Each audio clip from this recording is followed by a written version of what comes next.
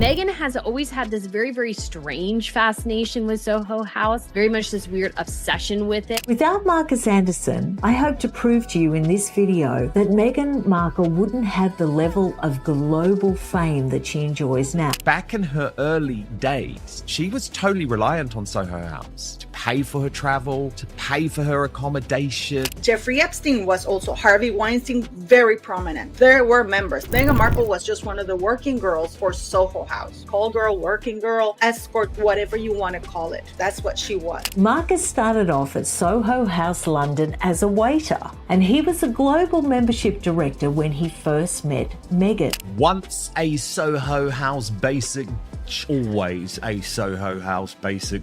He is like a parasite, always lurking in their shadow. No normal family has a constant third wheel, male or female, leeching onto their every move. Markus is practically glued to them. You know, this is what Meghan has been doing. She's a piece of Klingon, you know, like she clings to somebody who can get her there. So Meghan manages to befriend one person of a very popular group, and then that person introduces her to the others. And because that she's being brought in by somebody they trust, she's welcomed in. Now, his job was to go to a new city wherever they were opening up a new Soho House, and his job was to find the best and the brightest of that city to invite to the founding members party. And they didn't just invite anybody. To be a founding member, you really had to be somebody in the social scene of the city where they were opening up. Meghan Markle only becomes prominent for Soho House, guys, after she starts being on Suits and she's introduced to Markus Anderson. And then she gets more consistent and more prominent work. Okay, because then she could be in the presence of Markus Anderson. So the next time that we really spot Markus on the radar is he's sitting next to Meghan at the opening ceremony of the Invictus Games. And it's amazing when you look at that footage back, because you realise just how far Prince Harry has. You won't believe what's happening right now in Montecito. It was supposed to be one of those calm, picture-perfect weeks where Harry and Meghan just live their California fantasy. Sunshine, smiling for cameras, filming Netflix projects, playing happy family like nothing's wrong. But the calm completely shattered because the man who helped create that fairy tale, Markus Anderson, is suddenly at the center of a storm that Meghan never saw coming. For years, Markus was silent, loyal, the quiet fixer who brought Harry and Meghan together and never said a word about what really went on. But that silence, it's cracking, and what's coming out isn't rumor anymore. It's names, receipts, and stories Meghan has tried to bury for years. Whispers from Soho House circles are spreading like wildfire.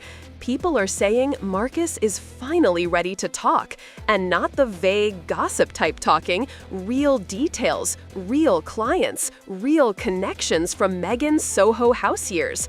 The side of her life she's been scrubbing clean ever since she became royalty. If even half of what's being whispered is true, the fairy tale everyone thought they knew turns into something very, very dark. Because the same man who built Meghan's royal dream might be the one who destroys it. And trust me, it's only the beginning. Here's what people don't understand. Markus Anderson wasn't just another friend. He was the gatekeeper, the man who controlled access to the life Meghan desperately wanted. Markus Anderson is very unique in the Meghan Markle Disposable Friends series because Markus is indispensable. Without Markus Anderson, I hope to prove to you in this video that Meghan Markle wouldn't have the level of global fame that she enjoys now, or infamy, depends how you look. As the global membership director of Soho House, he wasn't hosting parties. He was deciding who got in, who got noticed, and who got connected. Meghan was right there next to him during her Suits years in Toronto. Always seen, never random, always calculated. Royal author Katie Nicholl confirmed it. When Prince Harry wanted to meet Meghan, he didn't contact her directly. He went through Markus. Markus arranged that first meeting, a private Soho House room. Year-old, when we play imaginary play, she gets all the jams out the cupboard and lays them all on the table, and I get the fake money and pretend to buy them. Meghan is doing imaginary play, but she's doing it Only a handful of people, everything quiet and perfectly staged. But if Markus arranged that, then what else did he arrange for Meghan before Harry ever came along? Meghan wasn't just another guest floating around those Soho House lounges. She was deep inside that world. On her blog, The Tig, she painted Markus as her loving, supportive, endlessly fun best friend. But those yacht trips she flaunted, the glamorous dinners, the mysterious invites, she never once explained who funded them or why those doors kept opening for her. As it says, inspired by Soho House. Am I wrong? I thought Soho House was like not doing well or potentially going under and struggling. Maybe that was just the London branch, but it didn't sound like things were going well. Maybe not across the board. I don't know. But last I heard, things weren't going well for Soho. And now, sources online are claiming Markus is done keeping her secrets. He's done being cut out of documentaries, done being erased from photos, done watching Meghan build an empire off a story he helped write but was never allowed to tell. Someone close to the situation allegedly told a tabloid, Markus knows where all the bodies are buried. He saw everything. He handled the connections Meghan never wanted Harry to know existed. So what exactly is Markus leaking? The gossip sites are exploding with one word, list, a client list, allegedly containing names of powerful, wealthy men linked to Meghan during her Soho House years. This isn't just about networking anymore. These leaks claim it was transactional. Who paid for what? Who provided access? Who funded the lifestyle she could never afford on a TV actress salary? And get this, sources claim Markus kept records, because that's what Soho House executives do. They track who meets who, when, and why. And allegedly, Meghan's name pops up over and over, connected to very wealthy, very influential men. The kind of men who don't show up by accident. If she's, as you say, a victim of a miscarriage of justice, then there would be no obvious reason why she would not want to cooperate with the authorities. I mean, particularly the chance to address Congress, for example, where the whole world would watch. And if she is as innocent as you say, then isn't that the perfect opportunity? Why wouldn't she? I mean, if she doesn't do that, and she doesn't cooperate with the Attorney General's office, people are going to assume. While Meghan sold the story of being a hard-working, struggling actress, these whispers paint a completely different picture, one where every friendship came with a price tag. One insider reportedly said bluntly, these weren't friendships, these were transactions. Meghan allegedly offered companionship and introductions, and in return, she got access, connections, and money. Now, none of this has been verified. No one's published the supposed list, no documents are public. But the timeline fits too perfectly for people to ignore. The question now is, why? Why would Markus break his silence after years of protecting her? The first reason, they say, is personal. He's been completely erased from Meghan's life, left out of Netflix, blurred in photos, unmentioned in interviews. The man who helped her meet Harry now doesn't even exist in her story. For Markus, that was the ultimate betrayal. And there's more. Soho House went public on the stock market, meaning more eyes, more scrutiny, and more questions about how things really worked behind closed doors. When that kind of spotlight hits, secrets start crawling out on their own. And Markus? He's allegedly tired of being the only one still playing quiet, while Meghan profits off a past he knows wasn't as innocent as she claims. The biggest reason, though, is emotional. People close to Markus say he's had enough of Meghan's victim act, the "I didn't know what royal life would be like" narrative. He's watched her rewrite history, watched her play innocent while cashing million-dollar deals. He's allegedly done. One insider said, Markus was there. He saw how calculated every move was. He's tired of being used and erased. And if that's true, if he really has the receipts, then Meghan's carefully polished brand might not survive this storm. Whispers say he's sitting on photos, messages, records, proof of how she climbed her way through the Soho House network.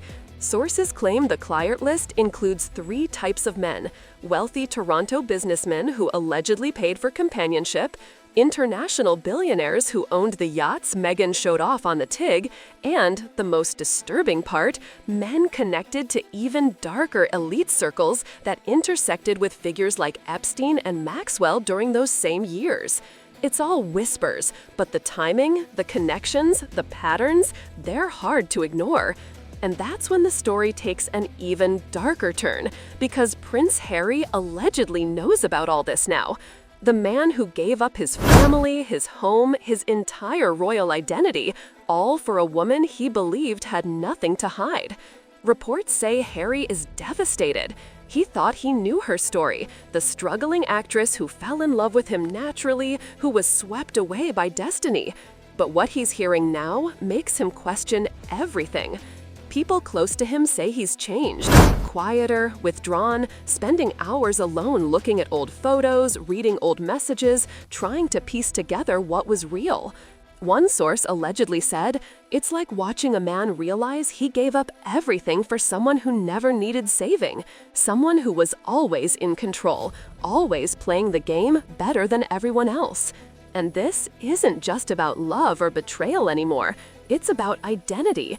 Meghan has mocked traditions, ignored the Queen's legacy, and now, according to these whispers, she's left Harry feeling like the ultimate fool in a script he never even knew he was part of. Meanwhile, the whispers drag in another name, Omid Scobie. Reports online suggest Omid and Markus once dated, back when Markus and Meghan were close. If that's true, it pulls him right into this messy triangle of connections that suddenly doesn't look accidental at all. But this whole scandal isn't only about Meghan. What's allegedly being revealed about Soho House itself is huge. Sources say Markus's leaks are exposing the dark side of the brand. Not just a members-only hangout for celebrities, but a secret matchmaking hub connecting rich men with ambitious young women chasing fame. According to these whispers, Soho House Toronto was the playground, the place where deals were made, introductions arranged, and quiet exchanges took place under the cover of luxury and exclusivity. Markus allegedly knew exactly who wanted what, who was looking for companionship, who was offering opportunity, and he facilitated it all with a smile. They say Meghan wasn't just a guest, she was a central figure, charming, strategic, perfectly composed. One source described her as the dream player for that world. She wasn't threatening, she was magnetic. Men adored her, women trusted her. She could connect both sides, and that made her invaluable. Then there were those yacht photos. Remember those? The sun-drenched luxury vacations she flaunted online during her Suits era? Sources now claim those yachts weren't random. They allegedly belonged to specific Soho House members, powerful men Markus introduced her to. And those friends who funded her trips? According to these whispers, they were clients. Every glamorous image had a story behind it, one that Meghan made sure to erase when she deleted the Tig just before marrying Harry. People now ask, why delete everything if it was innocent? Why erase an entire blog if it was just lifestyle content? One insider said bluntly, she knew exactly what those posts showed if anyone looked too closely. And Markus? He never deleted a thing. He's reportedly sitting on those old photos, messages, and receipts, the pieces of Meghan's old life she tried so hard to bury. And with that, divorce rumors are starting to swirl. Not the usual tabloid noise, this time whispers from people who claim to know Harry's inner circle. They say he feels betrayed, trapped, and embarrassed beyond words. That he's allegedly been talking to lawyers, quietly preparing for what comes next, trying to protect his children before everything blows up.